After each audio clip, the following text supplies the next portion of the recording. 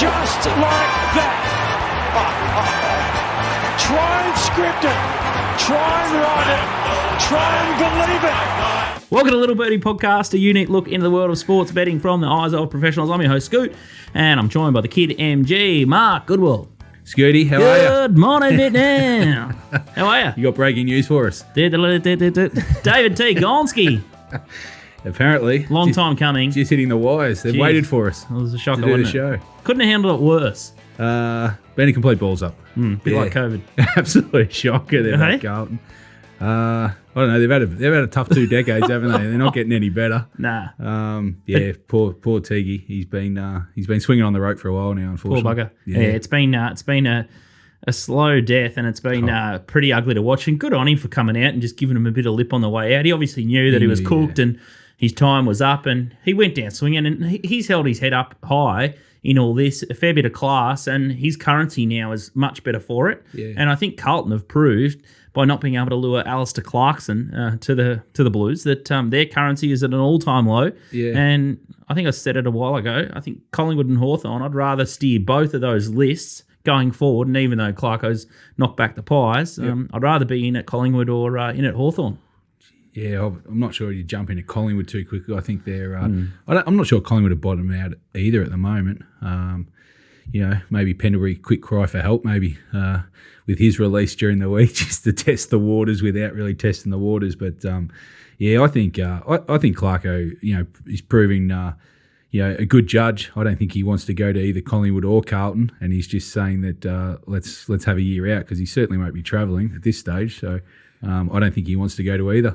He'll come back in 2023 and he'll coach the Southport Sharks once they rebrand and a fresh new look at the Gold Coast. We might be up there as well. Jeez. I could be. You're getting rid of a coach now, you're getting rid of a team for next year. I said it a while ago. We want the rebrand. Okay. Then Tassie will turn up, and there's so much going on in AFL, and what a fantastic round of AFL it was last week. You heard in the intro the final dying seconds of the D's and the Geelong match. It was a heart stopper, wasn't it? It definitely trumped the Port Adelaide win. That's for sure. But it was just a cracking finish the way the card sort of fell in the last round of AFL, and it sets up for a scintillating first week of finals. Yeah, we kind of previewed it last week's show how good the last round looked on paper, and it certainly didn't let us down, did it? It was Friday night was obviously a cracking game between two of the top four sides. Then we had your Hawks lie down late. Oh my God.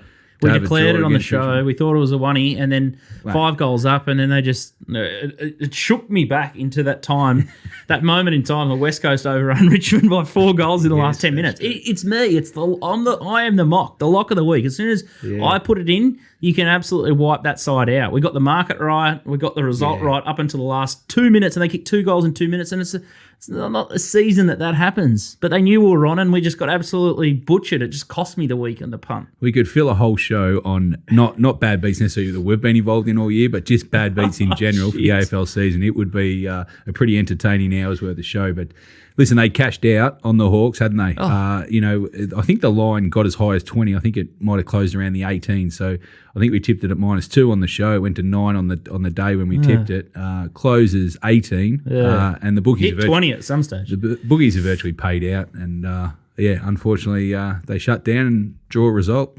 I did see something funny on Twitter, a modeler, and he basically said, well, I don't know why we've bothered to, like, in retrospect, why have we bothered to model the last 2 seasons of AFL with all this COVID chaos, and you got players like all over the place, you got quarantine. It's a dog's breakfast and just a nightmare. Throw on a couple of rule changes or attempt at rule changes. Yeah. It's been a topsy-turvy year. Yeah, and going forward, it's probably going to be the same for next year because you're not going to have probably the relevant data of the 2 years that we've just gone through. So, it's going to be maybe a bit of grind going into next year as well. And who knows, at this stage, we might be still in lockdown in COVID as well. So the way we're tracking, I don't think we've had a genuine wave yet, which is frightening. Let's have a look at the bookie wrap, the final for the year, for the regular season. That is 7 out of 9 favourites. Finally, results for the punters there, and then 5 of 9 covered, and then the over 6 out of 9 there at 67% for the season. 65% favourites, so down on a normal season of favourites. So that's pretty low. Usually strikes somewhere in the 70s, doesn't it? Yeah, it's you normally see it pretty much 68% 70% is pretty much considered a good bookies year. A good punter, bookies year, Yeah. And so basically 70 is the break-even point. So if it goes above 70, you'd say the punters have had the best of it, and low 60s. But, yeah, that's as low as I can remember a favourite being for the year. So definitely been a big bookies year. So hopefully the final series will go our way. 87 and 198, so the plus gets the chocolates there, and the totals slightly in front there on the over, 105 out of 198 matches there. The Sting went 4 and zip. You had your birthday on the weekend. Couldn't put a foot wrong. Yeah, no, we like 2 games, yeah. So got both the line and the overs in the Brisbane, and your Bombers got the job done. So yes, and they're just starting to come good at the right time. And yeah, you're up and about for them this week, aren't you? Fascinating game. I like Draper in the ruck. Yeah. It's going to be... It's just hard to think that the Bulldogs have had such a good year and they could just be straight out week one. The collapse in the last month is extraordinary. The sides worked out their ruck deficiencies and playing that way. It's so exposed. Yeah, I think now. they've also put a lot of work into Libba. A couple of weeks in a row now, we've seen shut down Libba, and he's been the distributor to the outside ball users of Bont and McRae and Hunter. So that you found the key, I think, to the Bulldogs at the moment. They look like bringing back Steph Martin. I think they've got to roll the dice with him. If he's underdone or not, you just got to roll the dice at this stage. If he doesn't work, or if he gets injured, then the week after they just go back to having what they had anyway, which is, a negative to start with. And, they've got to do something about Libba. It's going to be interesting this week how they match up against Essendon. With Stringer, if I was Libba, I would get on the offense and go hard if Stringer comes into the middle. That'd be my play, just to change things up. I wouldn't allow someone to come to me. If I'm the Bulldogs and Liberatore, I'd actually go the other way, get real offensive on someone else. Outstanding. Let's have a look at the hits and misses as we zip through last week. And the Hawks, don't we know it, 2.5 to 18.5, and it's a draw. It was just fitting that Silk had the last touch of the pill there. That was the only miss, but otherwise they all lobbed. So the over went 153 to 163. That was a hit. The Brisbane line, 27.5 to 43.5, got the chocolates there. Fascinating drama in the last few minutes. So everyone knew what the line was there. Yeah, it was unbelievable. And Brisbane West Coast 163 to 175. Bit of no tackles, and the D's were back to 4.5 to pick 'em, and it was an absolute nail biter. So you got your money in overtime there, and then the Bombers 8.5 to 23.5. Yeah, just quickly on that. I mean, I know it's a long way to wait for the next season, but it shows year after year that you get to the last round and sometimes the second last round, you see some of these market moves are huge. So it's a real heads-up play coming in, each year when there's not necessarily dead games, but teams have got more or less to play for on a much bigger scale. And the betting reflects that. So really important if you're betting in future years, late in the season, to be very market aware to get the best price. Well, very evident in the Brisbane game. Yeah, well, it shows, people who say bet Brisbane right at the death actually lose because they come in too late and it actually gets middled. But, for a 16-point line, that's a big move. We might, next season, we might try and change the shows up a little bit. We might do maybe not the full-length show, but we might do an early look at the matches so we can help you guys steer into the prices earlier. So we might do a shorter, sharper show maybe on the Monday or maybe Sunday night or something like that, and maybe do a later show maybe on the Friday. So, just break it up into 2 parts and maybe more live and do something along those lines. So stick with us next year. It's going to be a fascinating year, and the competition's just absolutely beautiful. All right, Sting in the tail. We haven't finalised this, but there was a couple of interesting things that have happened in the last week. The first one, and probably the most telling, if you're a Cat supporter or a D supporter, it sort of flipped really, really quickly. But the deliberate out of bounds, out of the ruck that was given against Melbourne was farcical, but it was so on brand for the whole year. There was no way known when they kicked it out of that clearance. They just wanted territory or to move the ball forward, and whoever the umpire was, not sure who he was, don't really care, and he shouldn't even be named. They're just an umpire. They're a dot ball. But fascinating to see that be paid. And then who had the kick? Was it Guthrie? Yep. It was beyond belief that they didn't try and possess the ball and kick it backwards, or it was a brain fart for him the way he moved the ball. They're the masters of it. They're the masters of the clog, the slowdown. They've been doing it all year in just it's their bread and butter. Yeah, exactly. Yeah. In the first quarter, the second quarter, the third quarter of every game. Melbourne should not have touched the ball In the from that moment. Crazy. Yeah. Panic. Yeah, it was panic. Unbelievable. It really was. A debacle last minute, really, for both the umpires, Geelong, Chaos. and then obviously Melbourne to get the win. Crazy. If there was fans at the game, would the D's have been able to come back? No. Yeah, mate, good point. I don't think so. No, me either. No, I don't 44 think so. points, one of the biggest comebacks And in we've history seen- with no fans there. It was a massive, the fans would have lifted the Cats. And we've seen it a lot this year, haven't we? Even the Richmond game against Hawthorn to a lesser extent, maybe because it was the MCG. But, that's another comeback where they were 30 points up under 10 minutes to go. 44 points, Melbourne's unbelievable, especially down at Geelong. There's not no way, but very unlikely that they would have come back for sure. What do you think about the double fist of the pill into the stands and the free kick, the 50-metre free kick that Lever got? I actually thought the umpires actually nailed probably did well there to Yeah. actually pick that up because, as you said, they made not the same umpire necessarily, but they made a howler giving the deliberate out of bounds, and then when it comes back, they could have easily just have missed that. And again, if it was a crowd there, would they have paid that? Well, exactly. Great call. But Because that's been happening since, I can remember as a junior footy player. But if players do that, that's automatic.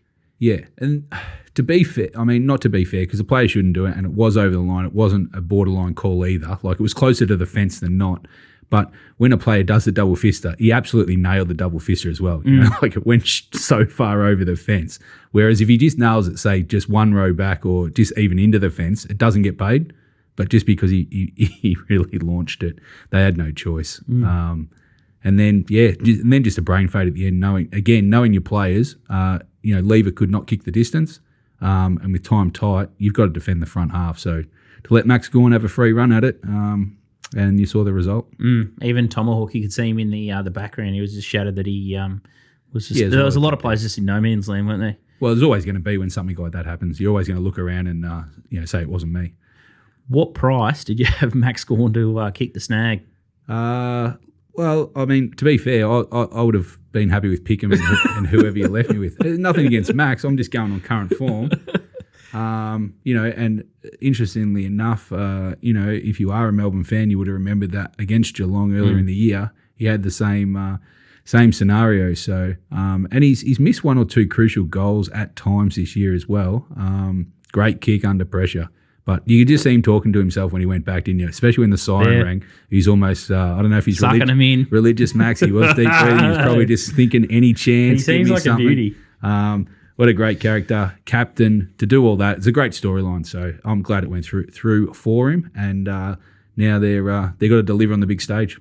Hall of Fame was the other night. Everyone probably missed it, but tonight it's all Australian team, and I doubt that I'll tune in either. It's not really my go, but we saw your all Australian team at the halfway point, and there's a few changes now that the season's run. And let's go through your final All-Australian team just for a little bit of a giggle here. And from the back line, you've got Tommy Stewart, who's out injured, Stephen May, Alir. I think that's pretty spot on. Callum Mills, Wiedering, B. Dale across the centre-half back line. Lever? Yeah. Jakey Lever? I think out of what are you doing? The back line that I went with. Bit unlucky, Lever. Yeah, Lever's the unlucky one, and you could easily say put him on a halfback flank instead of Mills, and maybe Mills could be pushed up to a wing. And the other one, which I've had named most of the year, is Harris Andrews at fullback for Brisbane. And I just decided to go, if I was naming a team, to slot Alir in as that third tall, and also a great intercept marker. So, I would say the two that were unlucky there were Harris Andrews, could have been fullback, and Lever could have slotted into that halfback line, but... Other than that, you happy with the back line overall? Yeah, that's fine. Yeah. All right, Took Miller, Tom Mitchell, and Jackson McRae. I don't mind that. Stringer, Franklin, and Bontempelli. Pretty dynamic. Jake Stringer. Your man. Hey? You've just put him in there to rev me up, haven't you? Yeah. Well, I couldn't leave him out because I didn't want to. I didn't want you jumping the table and saying, "Where's my man Stringer?" So, listen. It's hard to argue. You're just happy he signed again. No, I'm not the greatest fan of Stringer, but his form speaks for itself. The back end of his year's been extraordinary, really, for a guy that hasn't produced too much over his time, I would have thought. But, he's undeniable. He'll get named in the All-Australian team, and, I think he deserves his spot in the half-forward line. Franklin's probably a bit of a, contentious one, I guess. I don't know. Like he's going for history, actually, Franklin. He was the first player to be announced in 12 40-man squads. And if he does get picked, he'll be the 9th time All-Australian. And I think there's about 4 or 5 other players on 8 with Franklin. So a bit of history there. I just think if you're setting up a proper team, and I know they don't play anyone, Franklin would be my centre-half forward. Wow. Yeah, he'd be nearly in the greatest team of all, wouldn't he, Franklin? Yeah, I think he'd be in the mix for sure. Yeah, alongside Wayne Carey, Lee Matthews. Yeah, well, the thing is with Franklin in the past, and could be on this one as well. Again, I think the next line will go through, but you could easily put Franklin onto a half-forward flank, which they may do as well in this one as well.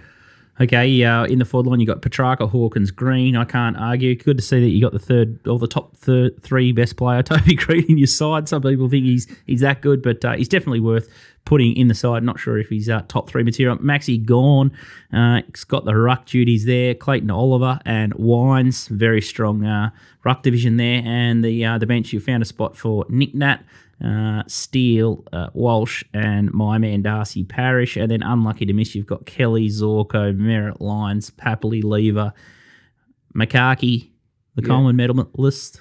Yeah, so I went without McKay at full forward. There was only 4 goals difference. I know the Coleman medal just normally slots into the full forward, and that's fair enough. And he may be announced when they do it tonight. I just would rather Hawkins if I was, again, doing a proper side. He rucks in the forward line, all that kind of stuff. McKay's very much a stuck. Yeah, he's one play. So I'd go with Hawkins. McKay's unlucky to miss. And Boak and Guthrie as well. Unlucky.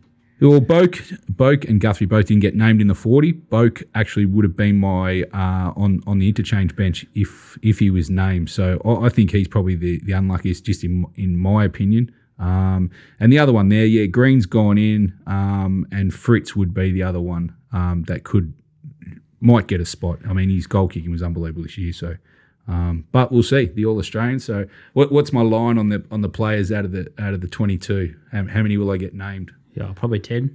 10? No, I'm joking. You probably get most of them. 3/4. I'll say 3/4. You know what was one of the weirdest things I've seen for the weekend? It's been a very weird year, and everything's weird at the moment. It's like, it doesn't feel like we're in 2021. It feels like we're getting dumber, but one of the dumbest things I've ever seen, probably I'm getting dumber, getting dumbed down. You have to nominate your own players from your side for the All-Australian team. That can't be right. I saw that across the news. That's what they were reporting, that you have to nominate players for the All-Australian team. This is not under 13s, under 15s. Oh, there's some state tryouts at Wagga or Benalla, and you know, let's all nominate your best 3 or 4 players, and you go off and try out to make the rep team. The All-Australian team, there's a million staff in there that pick it. Just pick it. Yeah. Don't nominate players. That is ridiculous. Yeah, I think there's got a panel of 8 or 10 that pick it. Well, so just pick the team. Not short on humans. But I heard... imbeciles. I did hear one story where they said that next year Port will just nominate their whole team. So I think that's what Melbourne did. Well, why wouldn't you? But why do you have to nominate anyway? If you've got a selection panel, surely they go back and they just pick the best 40, and from that they pick the best 22. Why is it the club's job? I don't understand that at all. It might date back for, who wants to go off and play it for Ireland. Is that it? Well, because I think in the Gala, is that where it dates back to? It's just very odd. If anyone knows the answer, please write in and tweet into us at Little Birdie TV. The AFL really should explain it. Should be, it's bizarre. I think it's bizarre. But the All Australian's one of the things that players hang their hats on post career, don't they? It's 4-time All Australian. Yeah, I think Premiership goes first, and I think All Australian. I know there's MVP awards rated very highly. Obviously, if you win a Brownlow and stuff like that, but just from a collective, players are obviously noted by if they're a 3-time Premiership player, 6-time All Australian. It's right up there. So I think if Boak was to miss on the fact that his club didn't nominate him is bizarre to me. Real weird, but welcome to 2021. Yeah. All right, there's 2 more rounds of NRL. We're going to talk to Top Rope Tedeschi. Storm are getting the job done. Very, very ugly at the moment, but they're still winning, which is great. We're going to have a look at the finals, the first week of finals there, and lock of the week. We're going to stop someone. We're going to absolutely put the brakes on someone in the first week of finals, and I'll moonlight. I've done a bit of the racing form already, so I'm going to shimmy across to the horse racing just to try and rort my way for this 5K for charity for raise.org.au. But if you're having a bet this weekend, make sure to check out topsport.com.au. They help us put the streams and the dreams on. It's fantastic stuff what they do. Different look. We're not just going to steer you into every single favourite. Hopefully we teach you guys how to think a little bit differently, and it's great to have someone like topsport.com.au support us. And so make sure you bet with them this weekend or all throughout the finals is an even better idea. All right, we'll have a break and then we'll talk AFL next. Welcome back to Little Birdie Podcast. I'm your host, Scoot. I've got MG here and it's time to talk AFL Finals Week 1. We're on the road. Topsy-turvy stuff. It's this new world of football with not many sides having a home advantage, but one side that does is Port Adelaide, who host the Cats. And they are $1.70 here, $2.20 the line, 5.5. A little bit of money for the minus, and then the total here is $150.5 with all the money running for the under. Thoughts here, MG? Early money's been for Port. Yeah, I agree with that. The bookies put up 2.5 at the start on Monday, and just thought that was a couple of points short. I think the 5 or 6 range is about where it should be, and that's where it's starting to settle now. Listen, the finals have finally arrived, and there's no excuses from here on end. We've got the second and third on the ladder playing off here. Obviously, Port have been in great form. We've won 6 straight matches, 9 of 10, get to play at home with a crowd, so you've got to build that factor in. I just think the market might have not forgot about it, but just maybe underestimated that Port will be playing at home in front of a crowd, as opposed to obviously not. Interesting that the total here is 150.5, but last time these two sides played, it was 112 to 91. Yes. It was an old-fashioned shootout, and the Cats got their job done, so they'll hold no fears. Mitch Duncan back. Yes. But no Tommy Stewart and Tui still. Correct. They're big holes in the Cats at the moment, aren't they? Especially in the back half. Well, if Tom Stewart plays last week, the Ds don't run them down, and then the crowd factor, so it's... Yep. Yeah, it's a different gravy from the game's just going to be totally different, isn't it? Yeah, I think so. I personally believe with the way Geelong set up and their forwards, when they last played each other, Geelong's, we'll call it the three-headed monster, that's what they love to call it, of Rowan, Cameron and Hawkins, kicked 12 between them, I think, really tore Port apart in that area. So I think the game actually does tend itself to be a higher scoring game than the total, so it's a good pick up there, Scoot. What the bookies generally do as a history, and it happens a lot in all sports, is that when it comes to finals, the totals do get lower because most championships, whatever sport it is, are built on defenses, and that's part of the reason is that players are more scared of making mistakes on the big stage. So it's always more defensive than not. Listen, the thing is with this game is the 2 night games are in Adelaide, and there is a chance for dew to set in, especially in the second half, and so it does make it a bit more slippery. It's not rain that will alter these games. Port and Geelong are very high defensive teams generally, and they have been low-scoring teams this year. So it's not a total I'd probably want to get into, but, geez, it is getting down to that 150, 151, and it opened 156 the total. There's not much margin now you've got if you're still back in the under here. So if I was going to have a bet in the total, the only way I'd go would be the over at the 150 you mark. But for the game, personally we sent out an early tip when Port were -2.5. We went Port 1 to 39. I think it'll be a close, lower scoring game, obviously with a total of 150. So for mine, I'm going to favour Port at home to get the job done. I think they're in better form. I know Geelong did lead Melbourne by 44 points. I just think the value at 235 for Port 1 to 39 was the play in the game. If the money keeps going for Port at the minus, I might just have something small on the Cats late at the plus. I just got this gut feel that the Cats again off the rebound are going to bounce back super hard here. There's not much science to my belief here, but I'd have to, gun to my head, I'd have to back the Cats in this one, despite having that horrific record in the first week of the finals. Yeah, 1-7 first week of the finals. It's unbelievable, isn't it? Yeah, it's an interesting stat. They're better off a loss, I think, the Cats. Yeah, and last week's was like a final. And they just stuffed it up a bit.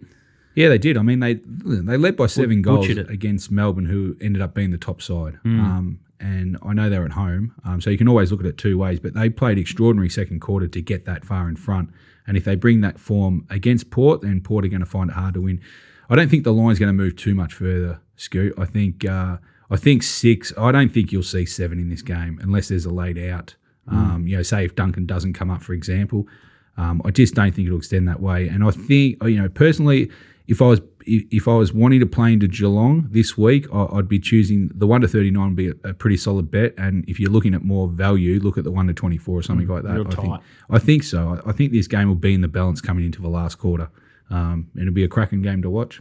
One favourite I do like is the Swans, who take on GWS at Utah Stadium. That's Saturday afternoon at 3:20. $1.64 the Swans, $2.32 the line, 7.5, and the total here is 154.5, and the money is running hard for the over there. They'll be hard to beat, the Swans. Yeah, you've been a fan of the Swans this year. This game looks like, ladder position-wise, it looks pretty close, 6 v 7th. You wouldn't think there's too much in it. The betting also suggests, it opened 8, slipped back to 7, so there's not too much in the betting. The thing that I do note in the ladder positions here is the top 6 sides were far and away better than the sides that have ended up in 7th and 8th for the year. I think there was 3.5 games difference between Sydney and Giants on the year, and more importantly for mine is there was 20% in percentage points difference. Yeah, huge. So that's a big difference for mine.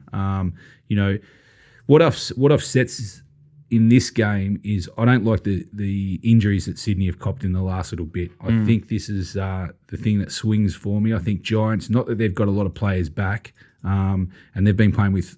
They've been playing with a lot of injuries this year, but Swans have lost now Kennedy out of the middle. Mills, who will probably get an All-Australian slot tonight, and Blakey's a huge loss off half-back with his speed and also carry. I just think it's starting to add up a little bit for Sydney. But saying that, I think the betting's pretty much spot on. Neutral venue, Tasmania, can't really gain a lot of form from that. So it might be a bit like which side adjusts, and Sydney have been on the road for a long time, as with the Giants. But if I'm going to bet in this game, I'm really keen on the over. I think the line's about right, and if I was going to have a pick in the match betting and stuff like that, I'd be happy to be on the Giants more than Sydney, and I would back Giants maybe in the 1-39 slot will give you a good run for your money. Really keen on the total. I don't understand why it's so low. Day game in Tasmania, it's a scoring ground by trade. The winds are going to be light, which can affect scoring down there normally when it's blowing. So the 154, the market came out pretty solid. It's starting to move now. So if you want to get on the overs, I suggest you do it earlier rather than later. And they've got a history. These offenses are both humming at the moment. And they've been in high-scoring games. So, to me, I think 154 is almost a free play for mine. So, I'm really keen on the over. I'm a little bit worried about the round 18 loss that the Giants suffered to the Swans. They kicked into overdrive and they were absolutely emphatic late. So, if the Swans are on their tucker and on their game, I think that I'd be on the minus here. I'd be on minus 7.5 for Sydney Swans. Jeez, I think they're the best favourite of the week, but I can stop them. Saturday night, we've got an absolute perler here. We've got the D's taking on the Lions, 172 Melbourne, 218 the Brisbane Lions, and then 4.5 the line there and 153.5. Fascinating stuff. This a little bit of money for the over again. Wow, there's two types of the Brisbane Lions. They got a fair bit of flat track bully about them. I'm not sure what to expect. Adelaide Oval. I mean that at home. Like they're a different beast at home, and there's a lot of pressure on Joey Danaher. If he's on, they're electric, but if not, they can look pretty insipid and be fascinated to see. Demons have been a fantastic defensive unit all year. Be interesting to see how this plays out. It's a best defense against the best offense. Yes, it is. This is the match of the round. I know that they're all very close competitive matches. It is the finals, all good sides playing clearly. But this is, if I had to choose one that we could actually travel and go and see, this would be the one I want want to sit in the little Birdie box, have a few beers and sit back and watch, this game will be one not to miss. And I think at the moment, I think the winner that comes out of this will be clear favourite to win the flag. The flag for me. This is a big game. And someone who's been on Brisbane for a little while through 2021, this is the game that, as from a Brisbane fan, I guess, this is the one you want to win, because if they get through this one, they'll be up and about. They've finished in the top 4 last 3 years. I think they've got solid form. I really like the way. Listen, they hit a flat spot a couple of weeks ago from 6 rounds to go to 4. Their last 3, I know they played weaker opposition, but they've absolutely belted them. Their offense is humming. They've scored pretty much over 120 points. 4 out of the last 5. Their winning margins have been quite extraordinary, really. And if the key is going to be, like you saw against Geelong, Melbourne last week, and what I take out of it, and Brisbane is well coached and their forward line sets up for this, is that when Geelong were on against Melbourne, the thing they did, they moved the ball with speed and low ball entry into the 50. And Melbourne have no answer when you've got May and Lever that always peel back. Now, the key is to Brisbane is when they're on, that's what they do. Yeah, they've got full ball attack. They've got midfields that move the ball with speed, rich off half back. They kick the ball really low, and their forwards like to come and attack the ball. They don't sit back. So I think the midfields is going to be where it's won, and the matchups here are extraordinary. There is a lot of All-Australians, a couple of Brownlow medalists, maybe a future one amongst them in this game. And that's why I think it's going to be to watch. The midfield, Gawn against Oscar, and then you've got, Oliver and Petrarca, Viney going up against Lockie Neal. They run deep, Brisbane. Zorko, and then Lyons. Lyons. They run really deep. Isn't it? So I think that's where it's going to be won, and the match will be decided in Brisbane's forward 50. So if Melbourne can hold up the high ball and get it on their terms where they pressure the midfields, which force balls generally higher, then Melbourne will win the game. If Brisbane can enter with low balls and with speed, I think Brisbane will cause the upset here. That's what I'm hoping for. What are you going to bet? How are you going to bet? I'm not going to bet in the match again. I see Melbourne come up -7.5 at the start of the week. Money on the plus. Yeah, there's money on the plus. There's 4 and 5 now available. I agree with that. I think the game should be a bit closer, and it's getting to that point. Again, I'm really keen on the over total here. Big trend. Well, yeah, I just think they've gone a bit low on this, and we're talking. Melbourne aren't exactly a low offensive side either, and I think. I just think 152, 153 was far too low, and I think by a goal or so. So I really see this total finishing closer to 160. I know it's a night game in Adelaide, and that's my only undertone on it. Yep. But I'm really keen. I just think that there'll be scoring in this, and if Melbourne are going to win, I think this game has to go over more to 160 plus. Outstanding stuff. All right. It's a bit of a raffle for me. I'm confused. I don't think I'll bet in the game at all. I'll just stay out, and sometimes that's the best thing you can do. You don't have to bet in all of them all the time. Sunday at 3:20, we've got the other elimination final here. We've got Western Bulldogs, $1.58 versus the Bombers, $2.45. The line, 10.5. Money for the plus, 185, 195 the minus, and 151.5 here. Just a real weird scenario, this game being down at Tasmania for both sides. Essendon were average, and they were a bit better than the Bulldogs, I guess. At Launceston against the Hawks, and the Western Bulldogs were insipid at Launceston. But not sure what to make of the venue here. But the Bulldogs need to find something. We sort of spoke about it in the intro a little bit with Libba. And the ruck issue that is pretty evident at the Western Bulldogs at the moment. What are they going to do with? They have to play Steph Martin. Yeah, I don't. Is that a negative? Is he fit enough? As it could come unstuck big time. Couldn't it? Ruck's a tough place to play if you're not fit, 100%, and you're going up against a pretty physical ruckman in Draper. And if you are Draper coming out to play and Martin on the other side, you're going to go at him early and really test his longevity in the game. I just think from a Bulldogs point of view, for their structure up forward since they lost Bruce and they want to play English up forward, they've got to go with a ruck option, and I think they've just got to roll the dice on Martin. If it doesn't work, then they're no worse off, in my opinion. They'll be a man down, but... They've got to get the fitness back into him if they're going to progress as well. Correct, long term, yeah. So, but this is all or nothing right now, and I just think that the Bulldogs have just got to get a bit of bite back to them. I think they've maybe complacency set in a bit. I'm not sure. Like, it's just every team this year has hit a flat spot at some stage, and we've said, this team's off, they're struggling, whether it's injuries and stuff. Bulldogs, unfortunately, have hit their flat spot at the wrong time of the year. Yeah. What have we got? Bulldogs have come in off 3 straight losses. Essendon have had 3 straight wins. So even though it's 5th v 8th, the form line right now, you'd probably want to be on Essendon. They're up and about. They're playing with confidence. The thing is, they'll go into this game with absolutely nothing to lose because 3 or 4 weeks ago, Essendon were not going to be playing finals. They needed a lot of cards fall their way, and they got the job done. They needed a big scalp. They ended up taking the Bulldogs out 3 weeks ago, which actually made them make the finals, interestingly enough, and then they get to play them again. So I just think the Bulldogs have really got to change their mental going out into this game, and they've got to start being the aggressor and not just expect things to happen. And I think that's going to start with a bloke like Liberatore in the middle. They'll play Martin. Martin's got to run at Draper hard and say, we've got our ruckman back, and Liberatore's got to get a bit of that junkyard dog about him that he's always had, and really set the tone for the Bulldogs and get them having Essendon on the back foot, because Essendon will be coming in full of confidence. And if Essendon get the early ascendancy, the Bulldogs might panic. As you said, 3 weeks ago they were on top of the ladder. Everyone's talking about 2016, can they win the premiership again? Now all of a sudden they look like maybe Essendon could beat them, and all of a sudden they're out. So it's a real funny one, because on Monday and Tuesday I think it's torrential rain forecast, or there's massive rain Monday, Tuesday. If that, and there's a little bit of rain forecast on Sunday afternoon. So if that weather lands earlier, this could be a nightmare and a mess for the Western Bulldogs.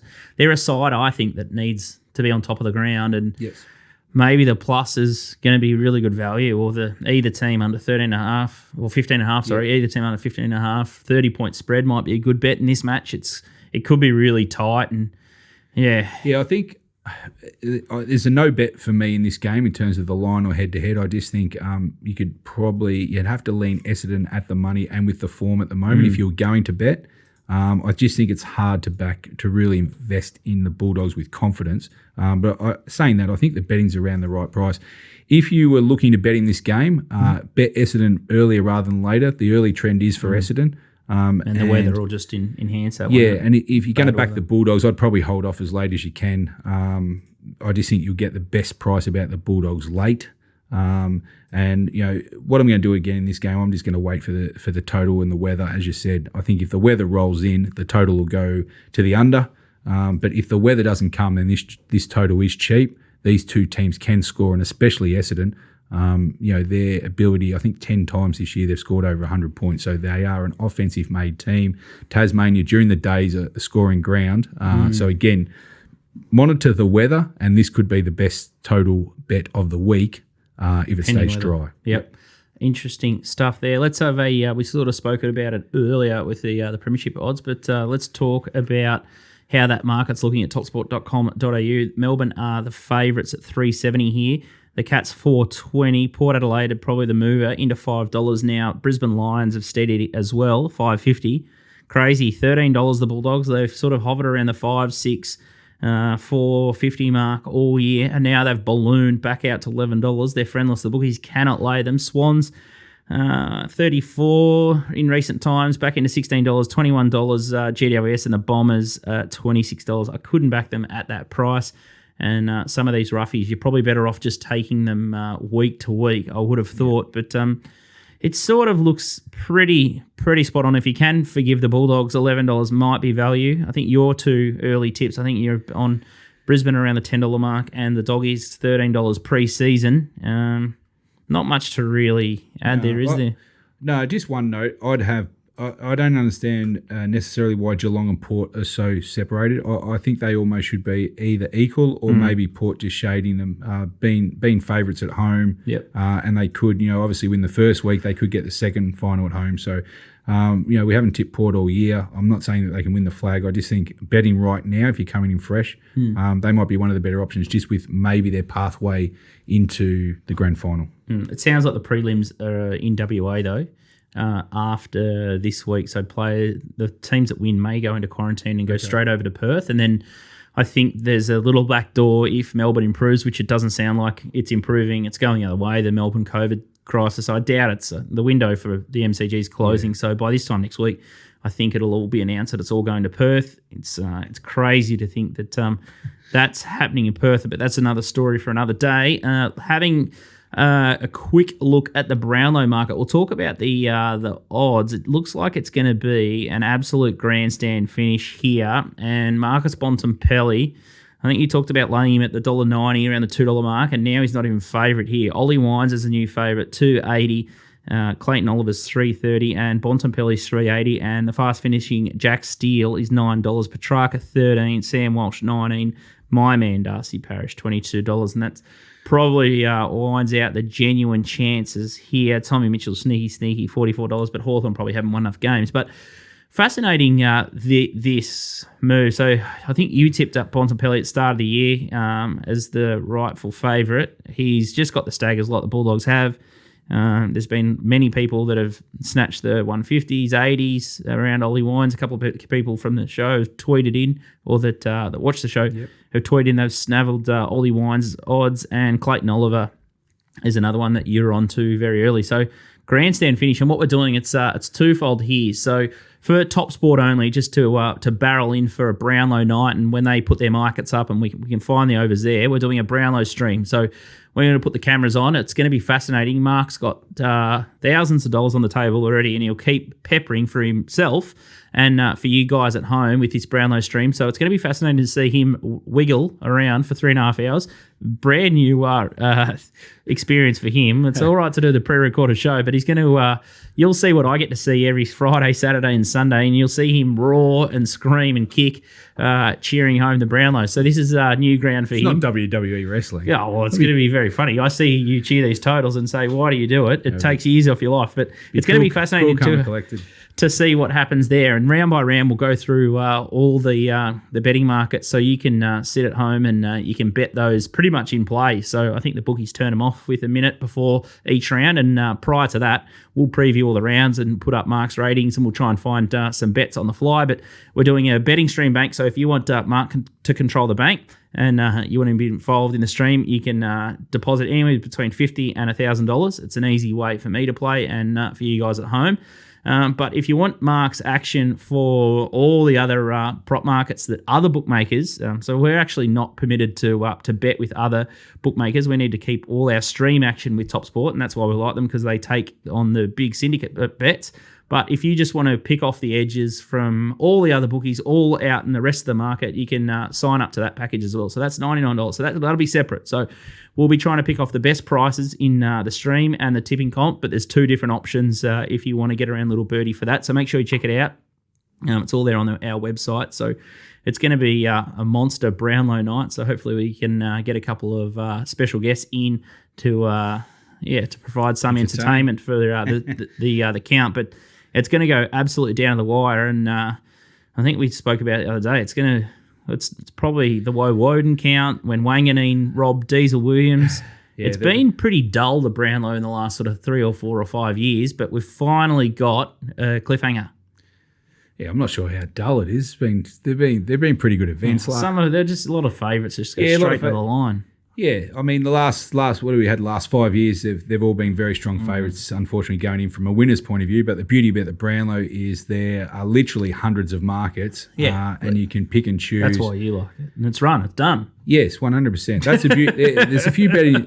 We will explain it as we go on, and obviously on the night. So definitely log into the stream. It'll be entertaining to say the least. Hopefully we can show a profit. Otherwise we'll tear the office apart as well for continued entertainment. Good TV. But this count looks like just the way how it's set up, and how we'll explain it. How I guess a model follows it through, and we adjust during the run. All that kind of information. So very least going forward will be hopefully education, will be profitable and entertaining as well. But yeah, this count looks like the leaders will change a lot. The live betting good option for individuals to play, even if you haven't dipped your toe in the water yet. There's lots of opportunities to bet. So yeah, for the outright, obviously it is exciting. That's a main centre, but the punters definitely in the last couple of years, having worked on the other side for the bookies, and you too, Scoot, know this, that who gets the threes for each round is becoming a betting phenomenon within the AFL, and actually the majority of the hold for the Brownlow centres around that. So on the night on the stream, it'd be very important just to tune in to get the ratings, what the current prices is with Top Sports, and hopefully we can tip you into a few winners round by round as well. So I think Top Sport they'll be betting on every game and what the votes will be. So it's going to be fascinating. We're going all in with these because there's just so many betting opportunities. So it's going to be one busy night, that's for sure. And you'll get a little bit of insight onto how Mark goes about it and thinks and pulls apart the Brownlow. So how he models it. And there's plenty of people that are doing it, and hopefully it can add a string to your bow at home. All right, a little shout out to one of our sponsors, puntingform.com.au. They also help you model. So if you want to build a racing model, make sure you check out puntingform.com.au. Drop a line to Shane Baker, and he can put you in touch with the right tech guys if you don't have access to coders or programmers or developers. So puntingform.com.au is a big sponsor of our show. We'll take a break, and we'll talk Hall of Fame and a rugby league with Top Rope Tedeschi next. Welcome back to Little Birdie Podcast. I'm your host, Scoot, and I got MG in studio. It's time to talk Rugby League and Hall of Fame with Top Rope Tedeschi. How are you, mate? Looks like you've been busy in lockdown, a bit of home DIY. What's the shelf doing? I'm doing a lot of ripping out, Scooty, but I'm having to pay real men to actually come around and do the installations. So, it's been hard at work, lockdown. Couldn't get out of the house. So the garden's looking a treat. We've got some shelves in the house. We're up and about, but look, boys, the big concern is not what's happening with the shelf in my room. The big concern is some of the stuff I've been hearing from this podcast in the last 10 minutes. Holy moly! I'm tuning in at the time I've been requested to log on. And I'm hearing stuff like quote unquote you don't have to bet every game. Yeah. Quote unquote the Brownlow's gotten dull. The Brownlow is the only exciting thing about the AFL. Vote counts, 1 million bets. Come on, fellas. This is supposed to be encouraging gambling. Now that the Blues have finished with David Teague, those on the review might need to come into Little Birdie and start wielding a bit of the axe. Come on, fellas. Yeah, Scooty was meant to upsell all the Brownlow and the AFL Finals, and he's telling people not to bet and they're boring. Oh, no, last few years, this is going to... I thought the motto of this show was bet and bet some more. That's certainly the motto I've been operating under. So if I'm misinformed, let me know, fellas. I'll tell you what. We have been getting a bit of fan mail, and it could be hate mail as well. Whereas the Paralympic sets, they're angry with you. So don't come throwing rocks at me, Top Rope. You've let the team down. You got no Paralympic set, and they're blowing up. I will say this. I got one of the best bits of mail I've ever got yesterday. Look, it was $1.36 to $1.05. I wasn't on, but I got a message from this Australian cyclist, and the mail was, she's the world champion. She should win pretty easily. She's got her MS under control. I'm just like, well, this is like, can you get better mail than that? Just like, you're all over it. Like, it's tremendous. Like, everything's going well. Like, there's got to be edges to be had, but maybe we should have done the Paralympic set. Maybe I should have been a bit more on the ball. Hands up. I was wrong. I'll be back next time. That's all right. Home DIY seems to be suiting you. You look fresh. You look up and about. Fresh. I don't know what he's done. He's done something. It's like he's given a lick of paint to the office. He's put some books in. And, he's put a rinse in there. I don't know what it is. Finals. But you know what it is. It's the coach sacking. He's having a bit. Even though it's an AFL one. I tell you what, it's been a big unders year for the coach sackings. It's just not enough. It was always going to happen in league when you have a massive overs year when about 6 go down. They're all first year coaches. For some reason, first year coaches never get sacked. So that's disappointing. So I was kind of I'd really bottled down, and we are in lockdown right now. And some of the clubs, I'm looking at you, West Tigers, as a starting point. Just get the axe out. Give us something to talk about, something to write about, something to get the punters up and about. I'll give the AFL this. Look, it's a struggling code. They're doing their best, but struggling. Probably don't have the leadership of, say, an NRL. But what they are doing, they're sacking coaches, and that's a great thing. And they're really helping out the Victorians. So good luck to them. Good luck to them. Have we got a bet on for who's going to be the next coach? Well, I think Collingwood. I don't know if there's a market up. It's very fresh, very raw news, but Little Birdie tells me Craig McRae, the bookie's already found him $1.50, I think, for the next Collingwood coach. No one wants the gig. Craig McRae's the last man standing. And Eddie's come out and said, I don't have much to do with the club. Oh, yeah. We're going to go at a different, or I'm hearing we're going to go at a different approach with Collingwood. Craig McRae's in the mix, but they're going to have a gang or a group of coaches, like a wider net of coaches. Oh God, this sounds like an absolute bottle job. Both clubs are a mess. Aren't they one of the biggest clubs? Both of them. Two of the biggest clubs around. Very proud histories. They're just absolute rabbles. Basket case. Speaking of basket case, Justin Pascoe was in the Hall of Fame, West CEO, last year. And last week. And this is what we do in the Hall of Fame. We nominate and put someone in who's done something miraculous or something good for the punt. Tiny Thompson, the old school Rorter's been in there. Huey Bowman, he skittled Andrew Adkins once upon a time. Tommy Berry just got outed for 17 meetings for skittling. We're not putting those sort of stories in, but Hall of Fame this week. There can only be one person for the Hall of Fame this week. I'll tell you what, it's not the Hawthorn Footy Club because they had a one-goal opportunity. They were playing against Richmond Seconds and drew the match after a 5-goal lead and cost us lock of the week. That's another saga, but come on, MG, you know who's the Hall of Famer this week. There's only one guy that can be in it. Maxi Gawn. Melbourne. Single-handedly. Brought them back from the brink in the last quarter. He's having a bit of a rough night. Last quarter was unbelievable. He was just turbo. Top rope know who Max Gawn is? Probably not. Well, he can't. He's on those Telstra ads. He's very tall and has a beard. Yeah, there you go. You're back. He's in your club. The ball on a lot. Knocks the ball on. No, he was sensational and buried him with that the last scoring shot there. So yeah, Maxi Gawn and delivers Melbourne their first minor premiership in God knows how long. And actually, something we didn't speak about. I didn't like the fact that Christian Matraka teared up after the game. It's not their grand final. They haven't won the grand final yet, Melbourne. Oh, you should have put that in the sting. Well, I'm not happy with Christian Petrarca. I'll tell you what, if he cats it this weekend, he'll be sting of the tail. Jeez. Those tears, you can't go off too early. It's round 23. Oh. I don't want to see tears of joy. You haven't fucking won anything yet, mate. You've only just rounded out the regular season. All right, we'll see. We'll note that down early for the sting next week. He's put the pressure on Petrarca, top rope. He's in the gun. Yeah, for celebrating too early. Yeah, gone. You an early celebrator, top rope?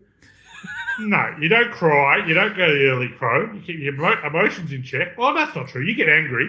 You always assume the worst is happening.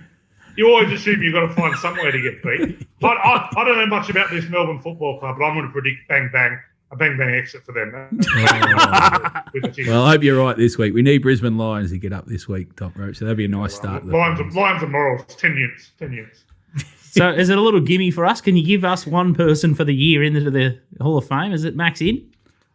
Look, I'm going to give you Max in, but I'm going to talk about who I was going to nominate. And he's done pretty well. Kicking a goal to win a game after a comeback, sure, you've got it. But I will say this. I was going to put Des Hasler in. Another equally hirsute with a beautiful mane of hair, Des Hasler, who I absolutely despise for his time at Canterbury. But his naming of Tom Trbojevic last week when he was never any chance of playing and seeing the line move from 6.5 to 16.5, letting us all get on at the 16.5 and then watching it come back into 7.5 the next day was one of the great gambling treats of all time. Thank you, Des. Much appreciated. You're not going to get in the Hall of Fame because you're a grub and what you did at Canterbury. But thank you for this one. You're on the way back. And we'll put Max Gawn in. Well done, Max. Outstanding. Maxi Gawn into the Hall of Fame. We've finally got a notch on the belt, but Desi Hasler, I love his hair. He's probably got the best hair in rugby league. Ray Thomas has got the best hair in racing. Yes. Writes for the Daily Telegraph. And, Brad Gray from Sky Channel would not be happy about that. Hearing that Ray Thomas has the best hair in racing. Bradley Gray prides himself on his lid. Yeah. There's a few. Benny Asghari from racing.com also. He's in the mix. Gary Hocking used to have a great head of hair in the AFL. I don't know who's got Pappenhausen's got the grouse mullet. Oh, the Pappenhausen. We might have to do hair of the week, actually. It could be another segment. Let's have a look at Rugby League Round 24. We've gone way off tangent here, but Thursday night at Sunshine Coast Stadium, Newcastle Knights. They're in the mix, but Gold Coast Titans, they're fighting for their life here. 177, and I think this market's flipped, isn't it? And the lines are flat 2 here. Money for there's a little nick off for the plus there, the 2 now. and 46.5. So maybe the market's gone too far. But must-win scenario for the Titans. Top rope. Yeah, market hasn't gone too far. I reckon there is someone out in this game, so I reckon keep a very close eye on teams today. The market's moved the market hasn't moved far enough, I don't think, but the market is very suspicious that from where it opened up. Missing a fair bit of grunt up front, the Knights. They've lost Birdie and David Clemmer out this week as well. They've covered one of their last 6. I reckon they're absolute pretenders, the Knights, to be honest. So they struggled a bit Canterbury last week. They struggled a bit the Broncos the week before.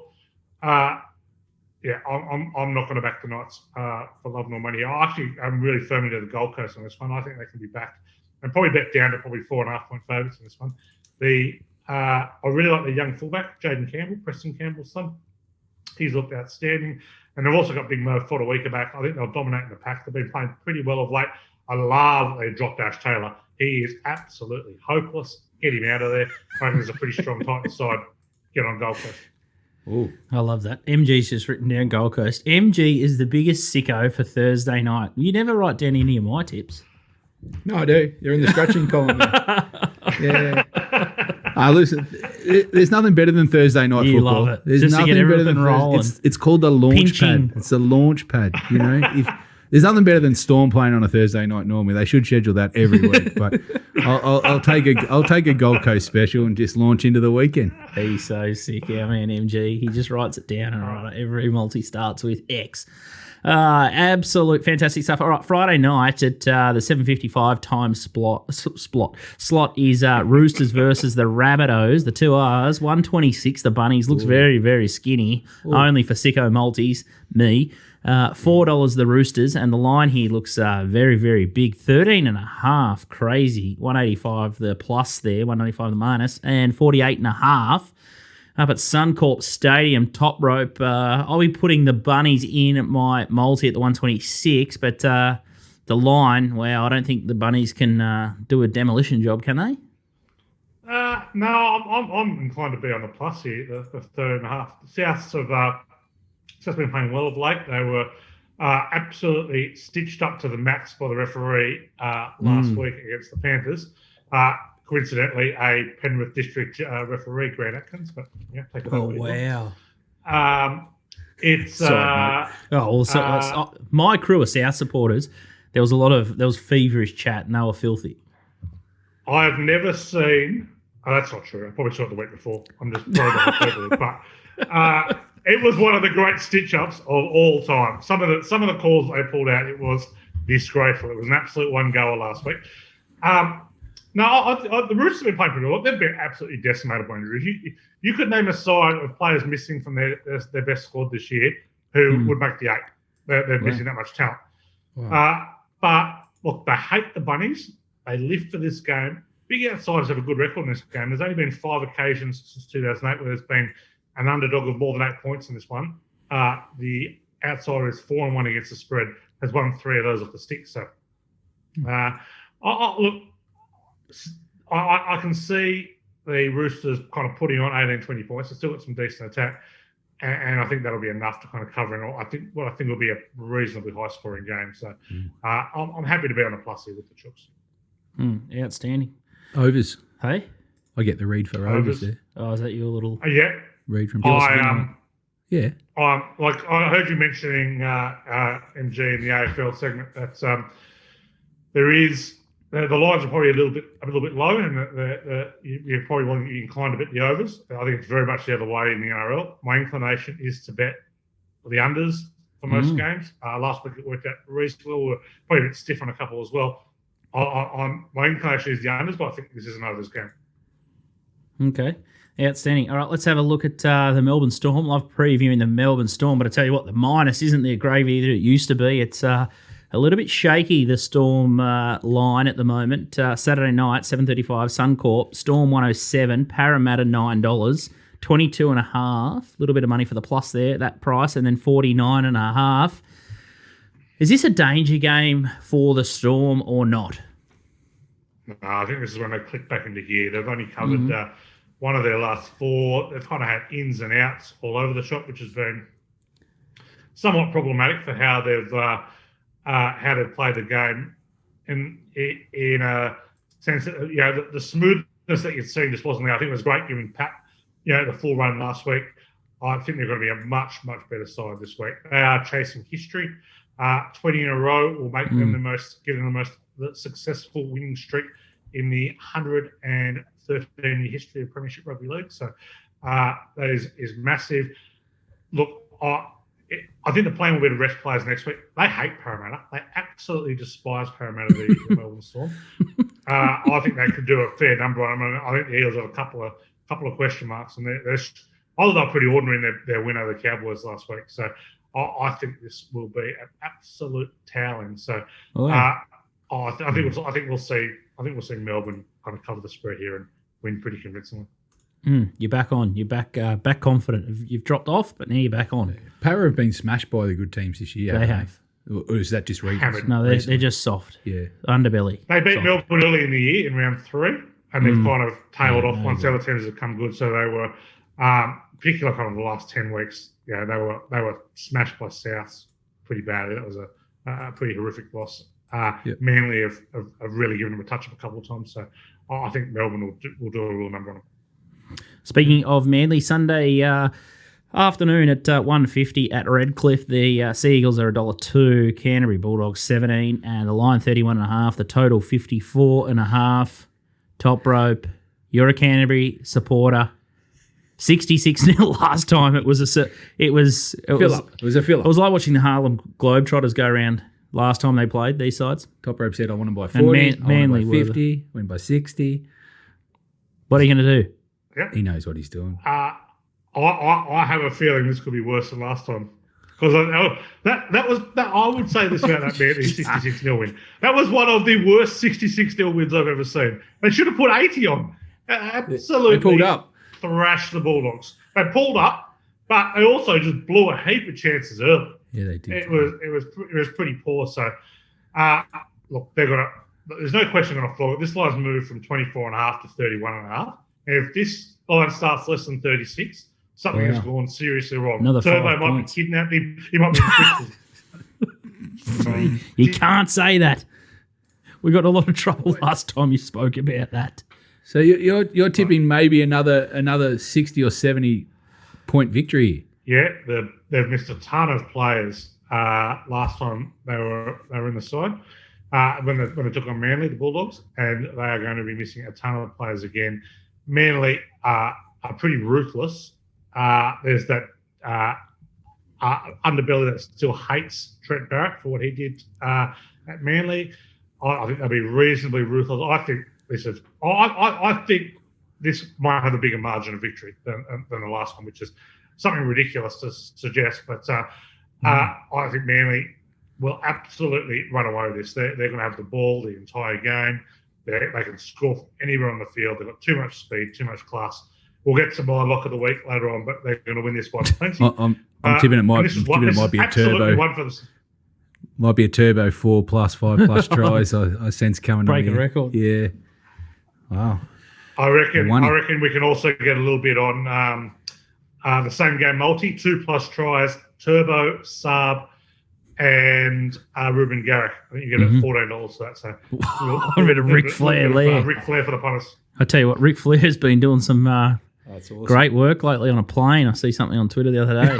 We can't go. Can't you say that? We can't go. Can't you say that? Well, we don't have a picture for it. We're not going to put it up on the screen, but if you put Ric Flair into Twitter, brace yourself. I tell you what, the great man. Unlucky not to make the Hall of Fame. I was going to say, I thought Top Rope was going to put him in the Hall of Fame. We're a family show. Yes. But over 18. Like Hawthorne's a family club. Family show for over 18s. Okay, everybody look up Ric Flair. All right. Next. Yeah, so that's Manly. So we're back in Manly at the Miners. They're a good thing this week. Okay, speaking of good things, or not so much of a good thing, raise.org.au, they do fantastic stuff for kids on the wrong track. We donated around $10,000 or more in the Bulldozer, and we're trying to get that elusive 5K for them with our all-ups. The $200 bet of the week, lock of the week. We try and couple up all the good things, but the AFL season's been treacherous. Not sure what your excuse is, Nick Tedeschi, but that's definitely ours down here. I'll open the batting, and real sick stuff with the Hawks last week. So we got half face value. So technically I should be on $808, but I'm back down to $404. So my $404 is going to be a 4-leg multi. I think I've got some good things here, and it's the Swans minus 7.5. I think they'll beat the Giants. I got South Sydney Rabbitohs 126. Ayrton $2.15 in race 9 at Caulfield, because I know that just drives you boys absolutely crackers if I put in a horse. So, and then the Storm at 107. I think the Storm, I've just got a real sick feeling about the 107, the Storm, but I'm going to throw it in there because it rounds it up to $5.50, and Top Roast just said they're a good thing. So my $404 at the $5.50 there, that'll take me over $2K, and I'll be only one bet away from the magical $5K. All right, so we're all lining up for it. It's always how you finish, never how you start. That's what they say. So I like that you're timing your run through September to get there. Yeah. Again, I copped the half face value with Hawthorn. Dirty work in the last minute of the game. So I would have been up over the 1,000 mark, cut me back to about 550, I think, here. So I am going to shoot the double where I like the overs in both the Sydney Giants game over 154.5 and the Melbourne Brisbane game over 153. So I'm going to have, what have I got? 550. 353. So it'll get me just shy of 2,000 to launch for the week after. I think Nick Tedeschi's just written that down. No one writes down my tips. I wonder why. Okay, Top Rope, what are you going to do? I've written them down. Here. We mentioned Ric Flair earlier on. So buckle down for some more. We are going to go a treble at $21.31. Jesus. I like it. We are shooting for the stars. We are going Manly, 51 plus. At 6.25 into Justin Olam anytime try at 2.03 into Matt Burton anytime try at $1.68. 21.32 is the price for that one. So 200, that'll just get you over the 4K clicks. And then you'll be one bet away as well. So I tell you what, just grandstand finish. I've been one bet away before. Tune in next week. I think what I've got up to 2,800 before, and what do you get to, Top Rope? 2,200 or something. Manly 51 plus took me to about like $4,000 last time. Yeah, you were close. 3.5, $4,000. Then I got beat by $1.10 shot, I think, somewhere in there. So. MG hasn't got past $1,000. What are you talking? 1,500. How do you have? I've been in the twos. Have you? In the twos. Relax. Yeah, right. I'll be first there. Follow in mine. Load up. Outstanding. All right, that's a wrap from us. We got the Brownlow medal packages. These boys have got their AFL and NRL tips. So if you want to bet all the finals, you can check that out in the Little Birdie shop. Top Rope Tedeschi, been outstanding. Thank you for putting Max Gorn in, and you'll be I don't know, what are you doing for the rest of the week? Some more DIY, looking for a screw under the desk, or what are you going to do? Well, I'm always looking for a screw under the desk, Scooty. But I'll probably be more inclined to be out in the backyard doing some gardening. Oh, sounds terrific. A bit of vitamin D. That's enough for us. We're going absolutely crackers here. So, yeah, see you next week. See you guys.